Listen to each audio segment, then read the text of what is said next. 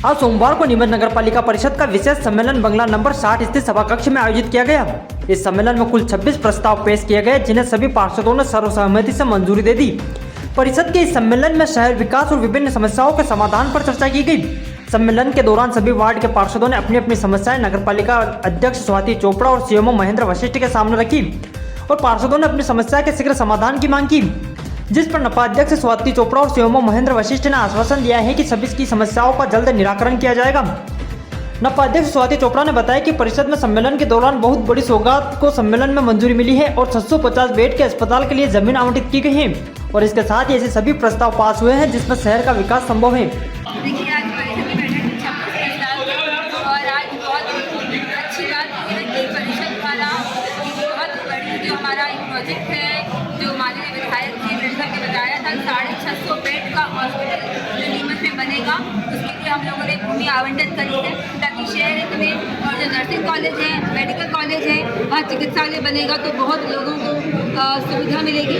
और उसके साथ ही हम लोगों ने इसके अंदर जो स्विमिंग पूल है वो भी खोला जा रहा है, उसके लिए भी हमने निर्णय लिए हैं। तो लगातार जो काम हो रहे हैं शहर हित को देखते हुए हो रहे हैं और सारे प्रस्ताव यहाँ पास किए गए। मैडम, एक चीज़ देखने में आती है कि लगातार जो है विपक्ष में जो पार्षद प्रतिनिधि योगेश प्रजापति जो है वो लगातार आप पे आरोप प्रत्यारोप लगाते हैं, क्या कुछ कहना चाहेंगे? लगातार कई बार देखा गया है बैठक में कि इसी बैठक में वो व्यक्तिगत रूप से जो है निजी वो परिषद की बैठक से फिर निजी पे आ जाते हैं, ऐसा क्यों? देखिए, ये आप सब मेरे भाई हैं और आप सब देख रहे हैं कि 2.5 साल में उनका एक भी जो उनका इल्ज़ाम है वो कुछ प्रूव नहीं कर पाए। जनता को पूरा करना, झूठे प्रेस नोट छपवाना।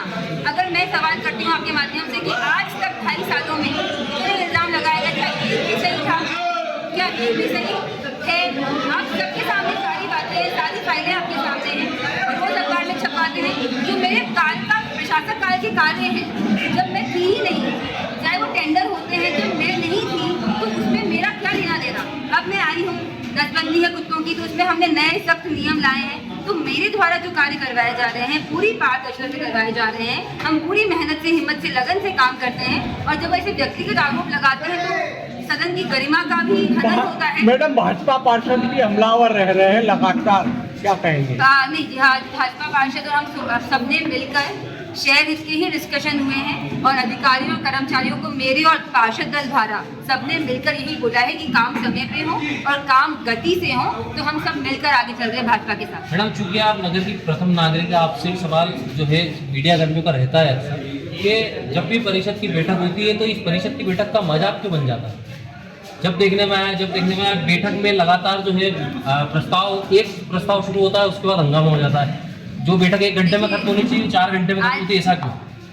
देखिए, अच्छी बात है कि परिषद की बैठक में सारे जो भी चर्चा होती है वो शहर हित में ही होती है, तो उसमें मुझे कोई आपत्ति नहीं और स्वागत योग्य है कि हम सारे विषय को लाते हैं, अधिकारियों को बताते हैं कि जो काम जहाँ कमी छूट रही है तो हम उस काम को कराएं, तो उसमें कोई दिक्कत नहीं। उत्तेजनाओं में वातावरण भी बिगड़ जाता है मैडम। देखिए, क्या होता है, ये हम सबको समझना पड़ेगा कि सबकी अपनी गरिमा है। अगर आज मुझे व्यक्तिगत मेरे पे ऐसे आक्षेप लगा रहे हैं उंगली उठाकर कि आपने कोई ज़मीन खरीदना चाहिए, पर मैं आज आपको बोल दूं कि किसी को कुछ बोलना बहुत आसान होता है, आरोप लगाना बहुत आसान है कि हाँ भी आप ऐसे हैं, आप ऐसे हैं, तो गलत आरोप लगाना, सिर्फ लोगों को गुमराह करना, सिर्फ मीडिया में सुर्खियाँ बटोरने के लिए आप एज अ ह्यूमन भी, अगर आपका इंसान मानव चरित्र ही सही नहीं है, क्योंकि अगर आप किसी पे झूठे इल्ज़ाम लगा रहे हैं तो 2.5 साल से सब झूठ है, सारी बातें झूठ है, पूरे शहर को पता है, सारी मीडिया को पता है कि वो सब कुछ झूठ था।